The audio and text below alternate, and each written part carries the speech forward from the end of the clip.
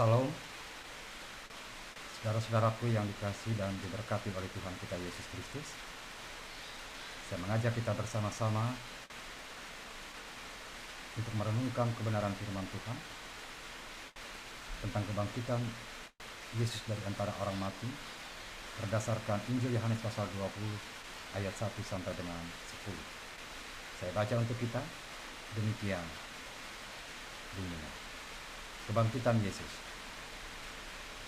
Pada hari pertama minggu itu, pagi-pagi benar, ketika hari masih gelap, pergilah Maria Magdalena ke kubur itu, dan ia melihat bahwa batu itu telah diambil dari kubur. Ia berlari-lari mendapatkan Simon Petrus dan murid yang lain yang dikasihi Yesus, dan berkata kepada mereka, "Tuhan telah diambil orang dari kuburnya, dan kami tidak tahu di mana ia diletakkan." Maka berangkatlah Petrus dan murid yang lain itu ke kubur. Keduanya berlari bersama-sama, tetapi murid yang lain itu berlari lebih cepat daripada Petrus, sehingga lebih dahulu sampai di kubur. Ia menyunggup ke dalam dan melihat kain kafan terletak di tanah, akan tetapi ia tidak masuk ke dalam. Maka datanglah Simon Petrus juga menyusul dia, dan masuk ke dalam kubur itu. Ia melihat kain kafan terletak di tanah, sedang kain peluh yang tadinya ada di kepala Yesus tidak terletak dekat kain kafan itu, tetapi agak di samping, di tempat yang lain, dan sudah tergulung. Maka masuklah juga murid yang lain, yang lebih dahulu sampai di kubur itu, dan ia melihatnya dan percaya. Sebab selama itu mereka belum mengerti isi kitab suci, yang mengatakan bahwa ia harus bangkit dari antara orang mati. Lalu pulanglah kedua murid itu ke rumah. Demikian firman Tuhan. Mari kita berdoa.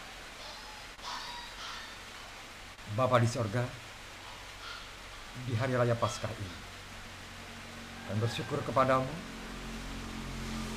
karena kami masih diberikan kesempatan untuk merayakan Paskah, hari kebangkitan Tuhan Yesus Kristus dari antara orang mati, secara mandiri, bersama-sama dengan keluarga kami masing-masing. Di dalamnya kami ingin mendengarkan akan kebenaran firman Tuhan dan merenungkannya. Karena itu mohon Roh Kudus Tuhan yang bekerja dan berkarya dalam hati kami masing-masing. Kami dimampukan untuk dapat merenungkan peristiwa kebangkitan Tuhan kami Yesus Kristus dalam kaitan dengan kehidupan kami sekarang ini dengan baik. Terima kasih Tuhan. Dalam nama Yesus kami berdoa. Amin.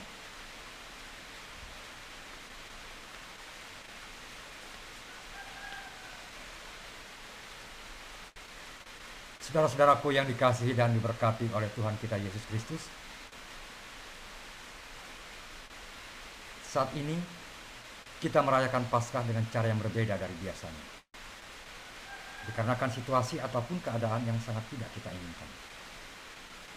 Tetapi puji Tuhan, meski dengan cara yang berbeda, Tuhan masih berkenan memberikan kesempatan bagi kita untuk merayakan Paskah itu secara mandiri, bersama-sama dengan keluarga, untuk mensyukuri anugerah kasih Allah yang dinyatakan bagi kita melewati peristiwa Paskah. Ini penting, karena peristiwa Paskah atau peristiwa kebangkitan Tuhan kita Yesus Kristus dari antara orang mati adalah peristiwa yang sangat luar biasa dan menentukan bagi kita orang-orang yang percaya kepadanya. Peristiwa Paskah atau peristiwa kebangkitan ibarat jantung pada manusia. Tanpa adanya jantung, manusia tidak akan bisa hidup. Tanpa adanya kebangkitan Yesus dari antara orang mati, tidak akan ada kekristenan dan tidak akan ada keselamatan. Oleh karena itulah Rasul Paulus mengatakan dalam surat 1 Korintus pasal 15 ayat 14, "Andai kata Kristus tidak dibangkitkan, maka sia-sialah pemberitaan kami dan sia-sia jugalah kepercayaan kamu." Sebagian orang mungkin berkata, mustahil ada orang mati hidup kembali, atau tidak mungkin ada orang mati bangkit kembali. Karena itulah kemudian, kenapa peristiwa kebangkitan Yesus dari dulu sampai sekarang menjadi perdebatan. Saudara-saudara, Masalah kebangkitan Yesus memang tidak mudah untuk dimengerti, termasuk juga oleh para murid saat itu. Tetapi apa yang tidak mudah untuk dimengerti bukan berarti tidak benar. Seorang anak SD kelas 2 sedang belajar perkalian 1 sampai dengan 10. Pada satu kesempatan, ia ditanya oleh kakeknya, berapa 6 kali 6? Dengan cepat anak itu menjawab, 36. Lalu si kakek bertanya lagi, berapa 8 kali 9? 72, jawab anak itu dengan bangga. Dan terakhir, si kakek bertanya, berapa kali 2 dikali 12? Si anak terdiam, lalu dengan keras berkata, itu tidak ada. Saudara-saudara, si anak baru belajar dan mengenal perkalian 1 sampai 10. Sehingga ia belum mengerti, bahkan tidak mengerti dengan perkalian 12. Karena itu ia menganggap perkalian 12 tidak ada. Apa yang belum dimengerti bukan berarti tidak ada. Dan apa yang tidak dimengerti bukan berarti tidak benar. Begitu juga dengan peristiwa kebangkitan Tuhan kita Yesus Kristus. Apalagi jika dihubungkan dengan akal manusia yang terbatas. Karena peristiwa kebangkitan itu adalah pekerjaan Allah yang maha kuasa. Pekerjaan Dia yang kuasanya tidak terbatas dan tidak dapat dibatasi. Termasuk oleh kemustahilan dan ketidakmungkinan pikiran kita manusia. Kubur yang kosong, kain peluh dan kain kapan yang sudah tergulung rapi menjadi bukti kuat bahwa Yesus telah bangkit. Bangkit dari antara orang mati pada hari yang ketiga sesuai janjinya. Bangkit sebagai Allah dan Tuhan yang berkuasa atas segala-galanya. Bangkit untuk menjadi juru selamat dan pemberi kehidupan bagi semua orang, terutama bagi orang-orang yang percaya kepadanya. Nah, oleh karena itu penting bagi kita untuk tetap beribadah dan merayakan Paskah itu dengan penuh sukacita, dengan penuh rasa syukur, meskipun dalam situasi ataupun keadaan seperti saat ini. Penting bagi kita untuk terus mempertahankan akan panggilan dan kerinduan kita untuk beribadah. Dan jangan biarkan situasi ataupun keadaan merampas kita dari kehidupan dan persekutuan kita dengan Tuhan Allah kita. Jangan biarkan hati dan pikiran mengajak kita untuk menyalahkan situasi ataupun keadaan sebagai alasan untuk tidak melaksanakan ibadah dan menyatakan syukur kepada Allah. Karena hakikat terbesar dari ibadah, peringatan ataupun perayaan bukan semata-mata tergantung dari tempat dan berapa banyak orang yang hadir. Tetapi bagaimana hati dan kehidupan kita arahkan dengan sungguh-sungguh kepada. Dan jangan pernah menyerah dengan situasi ataupun keadaan yang terjadi. Saudara-saudara, mungkin pernah mendengar lagu berjudul Jangan Pernah Menyerah. Lagu yang dinyanyikan oleh penyanyi lagu-lagu rohani bernama Edward Chin. Sairnya kurang lebih seperti ini. Tuhan tak pernah janji langit selalu biru, tapi Dia berjanji selalu menyertai. Tuhan tak pernah janji jalan selalu rata, tetapi Dia berjanji berikan kekuatan. Jangan pernah menyerah. Jangan pernah berputus asa. Mujizat Tuhan ada bagi yang setia dan percaya. Secara keseluruhan, lagu tersebut mengungkapkan bahwa kesulitan dan penderitaan hidup adalah bagian dari realitas kehidupan manusia. Tetapi di balik semuanya itu, kita tidak boleh menyerah. Kita tidak boleh berputus asa, apalagi kehilangan pengharapan. Karena Tuhan selalu ada dan mujizatnya nyata bagi setiap orang yang percaya dan setia kepadanya. Sekarang ini, lagu tersebut sering diperdengarkan di tengah-tengah pandemi virus corona yang sangat meresahkan, di berbagai media sosial dan YouTube.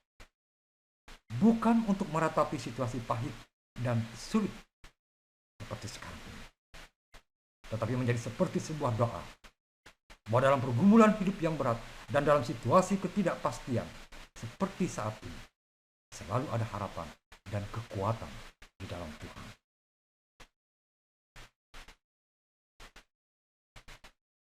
Saudara-saudara yang dikasihi dan diberkati oleh Tuhan, ketika Yesus disalibkan, mati dan dikuburkan, para murid seolah-olah ikut mati oleh karena mereka tidak tahu apa yang harus mereka lakukan. Mereka hidup dalam keputusasaan, bercampur dengan kekecewaan, dan hilang pengharapan. Mereka melihat hari depan tidak lagi seperti hari depan yang mereka harapkan. Hari-hari yang mereka jalani dirasakan sebagai hari-hari kehidupan yang penuh dengan kegumulan dan hari-hari yang diselimuti oleh rasa takut yang mencekam, kebingungan, dan ketidakpastian. Hanya dikarenakan penggenapan janji Tuhan Yesus bahwa pada hari yang ketiga dia bangkit dari antara orang mati, maka situasi hati dan pikiran para murid berubah. Karena Yesus benar-benar bangkit pada hari yang ketiga dari antara orang mati, sesuai dengan janji. Bangkit sebagai Tuhan yang berkuasa. Para murid percaya, sehingga mereka kembali memperoleh kekuatan dan pengharapan untuk menjalani kehidupan mereka dengan lebih baik. Menjadi pengikut-pengikut Tuhan Yesus Kristus yang setia dan taat, dan menjadi berkat bagi banyak orang.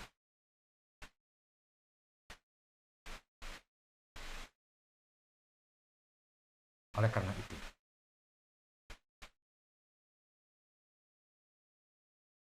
bersabarlah dan tetaplah percaya. Percaya akan kuasanya, percaya akan kasihnya, percaya akan janjinya, dan bertekunlah dalam doa.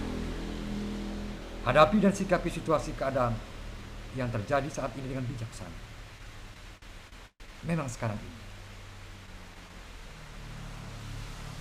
kita dianjurkan dengan sama untuk melakukan social distancing, membatasi diri untuk tidak terlalu sering berhubungan dengan orang lain, menghindari kerumunan, keramaian, dan sebagainya. Kita dihimbau dengan sangat untuk melakukan physical distancing, membatasi atau menjaga jarak fisik dengan orang lain, menyemprot tempat tinggal dan lingkungan kita dengan disinfektan, menjaga kesehatan dan kondisi tubuh, rajin mencuci tangan dengan sabun dan air mengalir, menggunakan hand sanitizer, masker, dan sebagainya.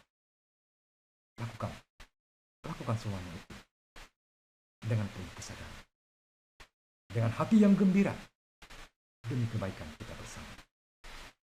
Dan yakinlah bahwa badai pasti akan berlalu. Oleh kuasa dan kasih-Nya, karena Allah yang kita sembah di dalam Tuhan Yesus Kristus adalah Allah yang berkuasa, bahkan atas maut sekalipun. Allah yang hidup dan bukan Allah yang mati. Selamat Paskah, Tuhan Yesus yang memberkati. Mari kita berdoa. Bersyukur kami Tuhan untuk kesempatan indah yang Engkau berikan bagi kami, merayakan Paskah bersama-sama dengan keluarga kami, memuji dan memuliakan Engkau, mensyukuri akan anugerah kasih bagi kehidupan kami, melewati Yesus Kristus, Tuhan dan Juru Selamat kami. Karena itu jangan biarkan kami menyerah, berputus asa, dan mengalami kekecewaan hanya dikarenakan oleh situasi ataupun keadaan yang kami hadapi. Tapi kami tetap percaya akan Engkau dan yakin pada kehidupan seperti ini pasti akan berlalu. Ajar kami terus bertekun dalam doa dan menyerahkan sepenuhnya kehidupan kami kepada-Mu. Karena Engkau Allah yang dapat dipercaya, Allah yang hidup dan yang berkuasa, bukan Allah yang mati. Yang mengasihi kami, yang sudah menganugerahkan kehidupan untuk kami, di dalam Yesus Kristus, Sang Juru Selamat. Amin.